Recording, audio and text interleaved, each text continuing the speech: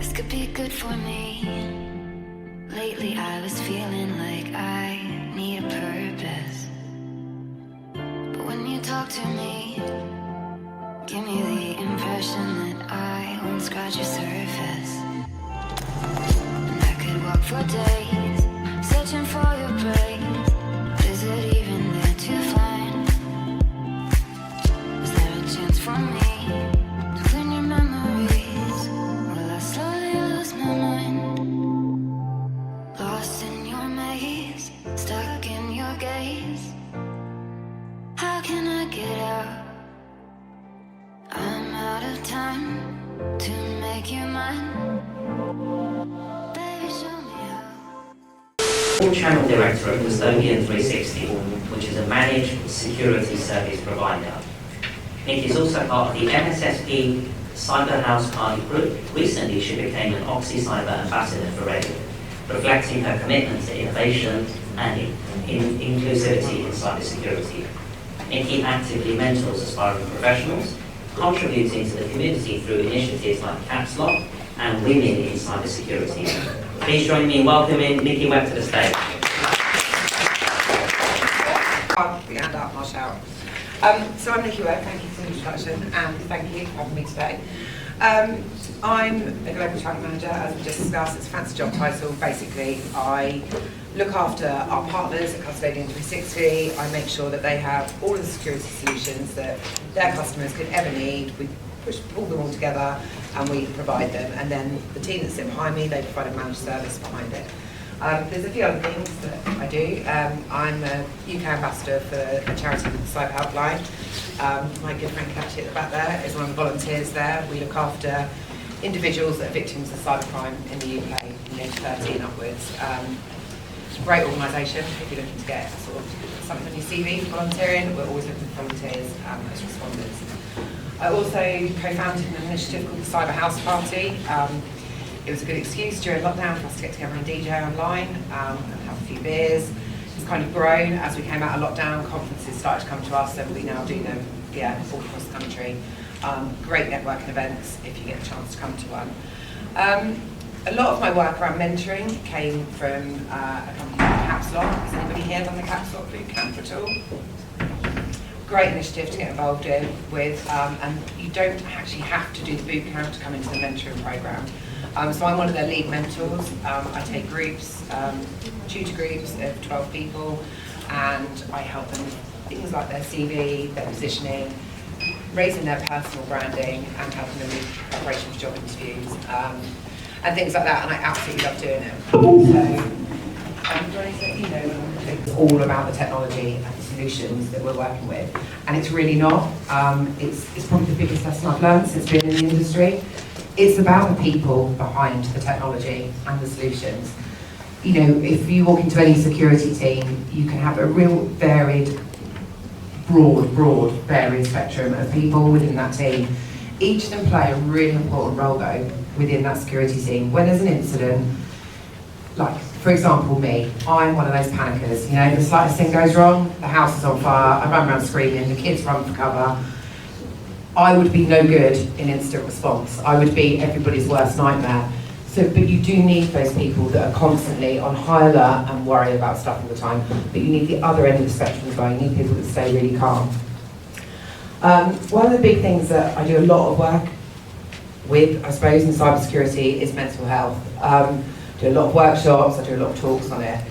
Our security teams, has anybody here been involved in quite an intense incident at work involving technology or cybersecurity? So we see, and we saw it a lot during lockdown, and we've seen it, most recently we've seen it with CrowdStrike. A really good friend of mine was in their incident response team with the big blue screen thing last year. They worked intensely for nearly a week. They had no breaks, they didn't see their family, they didn't go home, they were literally focused on that. The upshot of that is his team have lost 50% of them since last year. 3 are signed off long term on mental health. My friend himself has left the company because he was so disillusioned with the lack of support that he had from his company afterwards. What they've been through was huge. My friend was contacted through LinkedIn and abused by journalists and by members of the public. They threatened his family, they threatened his children. They found his address, they basically doxed him, they found his address. There was no support for him at all. So I'm a huge advocate for mental health and it actually being taken seriously and not just being a buzzword. It's not something that we just want to see a tick on a company's website. Actually proactively look after your tech teams and your security teams. They're important.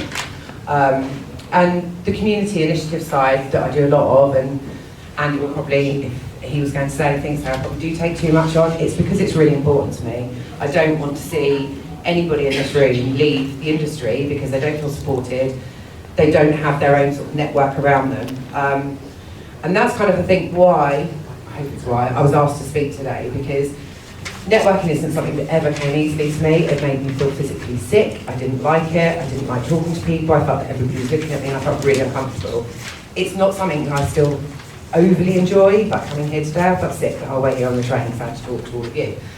Now I'm here, it's fine, and I'm doing it and it's fine, but yeah, I wouldn't say it's my comfort zone, but I make myself do it, because if it means that just one person in this room leaves and thinks, do you know what, I can go networking this week, I can go to that women's breakfast, I can go to that lunch, I can do all of those things, because if Nikki can do it, I can do it, then it's worth me standing here doing it. And I think the other thing really about my journey, I've had to learn to adapt. I'm very much, if I'm doing something, I'm focused, I'm on one road and that's it. That's not the way cybersecurity works, it really isn't. You're literally throwing curveballs all the time. So whereas sort of 5 years ago, I would have had a meltdown over it, now I just roll with it. And if it means that I have to go and do something else and come back to that and give up some extra time tonight, then that's what I do. I can only talk about my challenges.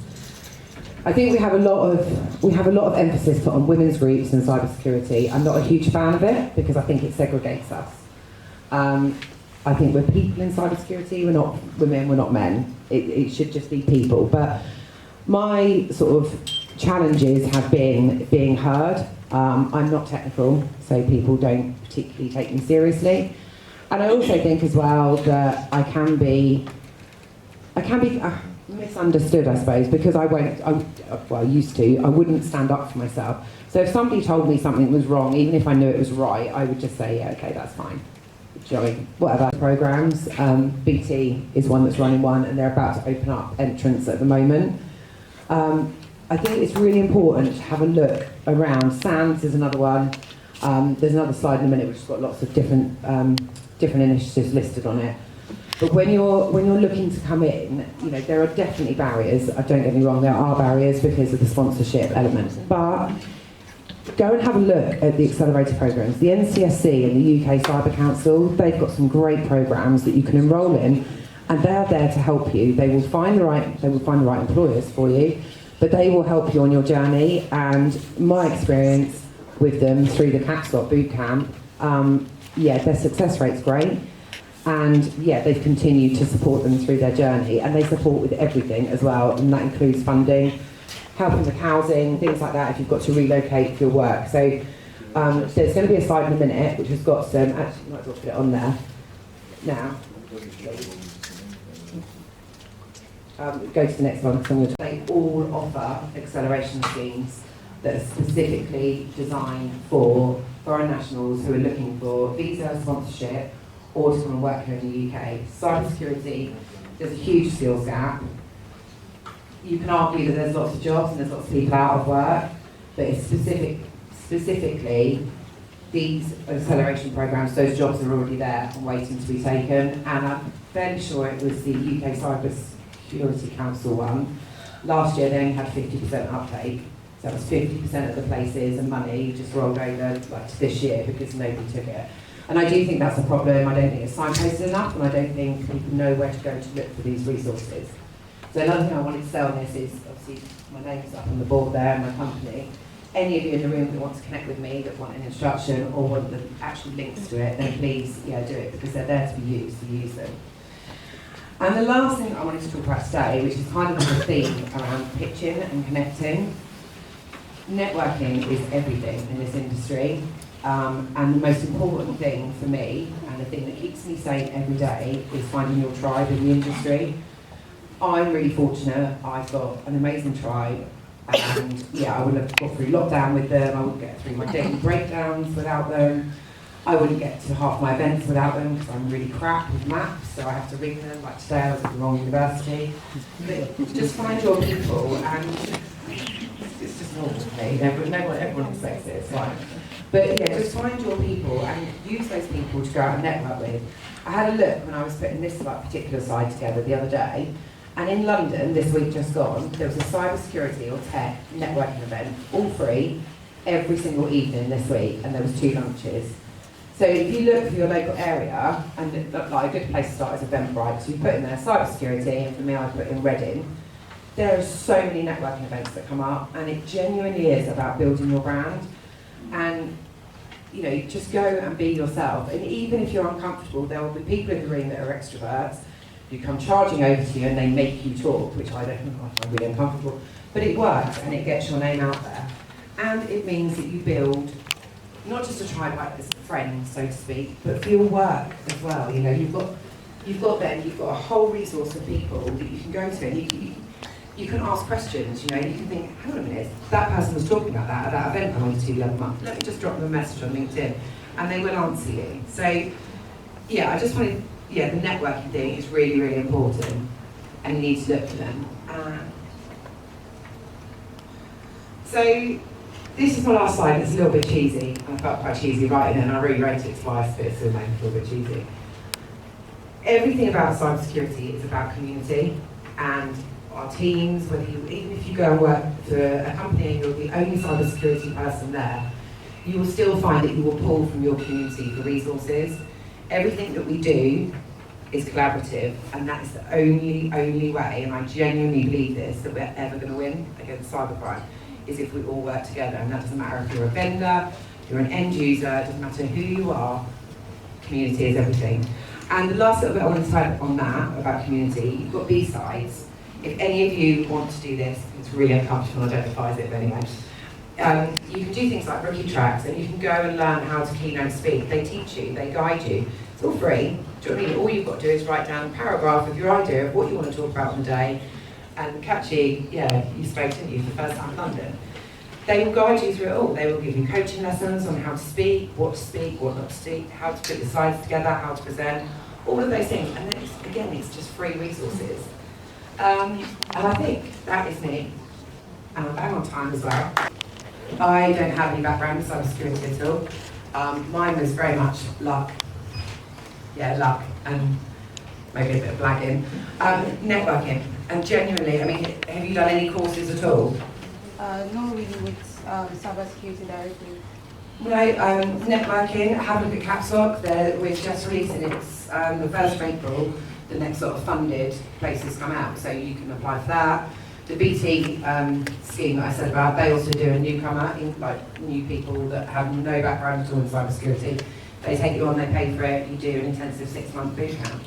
Yeah, networking, literally networking. And also, really funny, it's a free night out, free wine, free food, and great people. Do you know what I mean? Can I add to that one?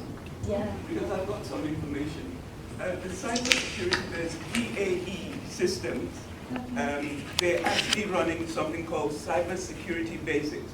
Okay. And so you get accredited after doing, and it's all free. They're doing that in conjunction with Lancaster University and Manchester University. So if you Google that, I have some information anyway. I'm actually one of the speakers. So you can have that information from me. Thank you. Fantastic. What I'll do is I will get them. A few months background on information security in Nigeria, in Africa, and coming to the UK, I went to the university, I did my master's, and along the line I took the ISO 27001 certification, and then I did just a few projects with a few people and all of that. So, but I'm yet to get into core cybersecurity in the UK. So how do I break in? I already have a certification. I have the ISO 27001 certification. So just want to break in. How do I? It's a tough one, and it's like what I said, firstly building your personal brand, right? I don't care what anyone says, as much as it's uncomfortable, and I said earlier, I don't find it comfortable. Get yourself out there networking, start blogging. You already know your stuff, you just said that. Start blogging about it, right? not writing stories, but talk about things that you've done. Have a play around with, I don't know, hack the box, things like that. Have a play around with those kind of things, and then write yourself almost like, you know, like a module, if you like, of what you've done. And keep posting that on LinkedIn. And then while you're posting that, the people that you're meeting at networking, start tagging them in it. And suddenly your name becomes the top of everybody's algorithm. And then if you've got your open to work banner on your LinkedIn, in your bio at the top, really sell yourself. Do you know what I mean? You've got like, I think it's 200 words there at the top of your LinkedIn, underneath your name. Yeah, that is your brand there. Really sell yourself. Say what you're looking for. Don't say what you're not looking for, because I think that's good. But yeah, say what you're looking for. And the other great thing as well, and I do believe this, is like on your CV, nothing looks better than volunteering your time. And that doesn't have to be like as committed as Cyber Helpline, like us. It can be anything. Go and volunteer at a B-Sides. Go and volunteer at any of the community events, yeah, and put that on your CV, because it shows that you're serious about community, you're serious about the industry, you care about the industry. But yeah, just network and network and network. And I'm going to say something really controversial. I'm not going to look at Andy, who's my boss, while I say it. Certifications are great, but they're not everything. And I think you have to be really careful as well about where you go for those certifications. I mean, we're probably all the same. I get 300 easy LinkedIn, in my spam on LinkedIn, every single month saying, right, pay me £250 and we'll give you a certification, we'll give you your CIS. It's really dangerous, because you can probably all tell, like me being near anything to do with touching buttons around cybersecurity would be a really bad idea. But if I've got my CIS on my CV and my LinkedIn, that's what people are seeing. So certifications are important, and it's fine if that's what you want to do, but they're not the be-all and end-all. And I know plenty of people that are in the industry that have absolutely no certifications and are sitting at CISO at some of the biggest companies in London.